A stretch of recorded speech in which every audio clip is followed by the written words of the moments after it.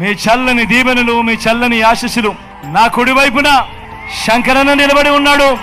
సౌమ్యుడు, మంచివాడు. ఎంత మంచివాడు అని అంటే నిజంగా నాతో శంకరన్న ఒకసారి ఏమన్నాడో తెలుసా?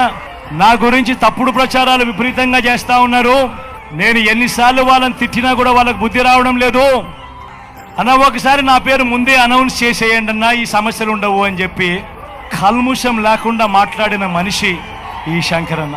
మంచివాడు, సౌమ్యుడు. అన్ని రకాలుగా శంకరన్న ఆధ్వర్యంలో మీ అందరికీ మంచి చేయిస్తా. ఇది నాది పూచి. మీ చల్లని దీవెనలు, ఆశీస్సులు అన్నపై ఉంచవలసిందిగా సవినయంగా మీ అందరితో కూడా కోరుతా ఉన్నా.